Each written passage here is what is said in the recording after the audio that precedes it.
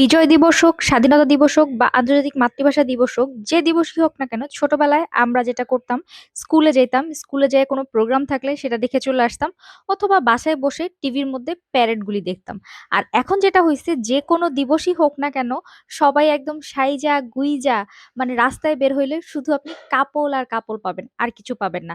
আর আমাদের সেই সৌভাগ্য হয়ই নেই, সেটা বিয়ের আগেই বলেন, বিয়ের পরেই বলেন, যে কোনো একটা অকেশন আসছে আর আমরা সাইজা গুইজা কাপড়রা ঘুরতে বের হইছি, এরকম আমার কোনোই মানে অবস্থা ছিল না। সেটা যখন প্রেম করছি তখনও না, ইভেন বিয়ের পরেও না। তাই বাহিরে যাই আর বা না যাই, একটা বিজয় দিবসের স্বাস্থ্য দেওয়াই যায়। এই জন্য আজকে একদম লাল টুকটুক একটা শাড়ি এবং সবুজ কালারের হিজাব পরে আমি রেডি হইতেছি। এমনিতেই, কোথাওই যাব না, জাস্ট এমনিতে রেডি হয়ে ঘরের মধ্যে কিছু ছবি তুলবো। তো যাই হোক, এইখানে হচ্ছে আমার অলরেডি কিন্তু মেকআপ ডান। আমি এখানে কোনো প্রকার কোনো ফাউন্ডেশন ছাড়াই মেকআপ করছি। আর এই দেখেন আমার ব্লাশনের হচ্ছে ব্রাশের পিছনেরটা কই গেছে আমি বলতে পারি না।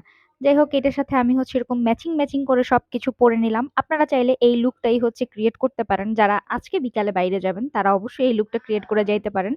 এই তো এটা আমার ফাইনাল লুক। কার কাছে আজকের ভিডিওটা কেমন লেগেছে অবশ্যই অবশ্যই কমেন্টস করে জানাবেন। আর কে কোথায় যাচ্ছেন কমেন্টস করে কিন্তু জানাতে ভুলবেন না।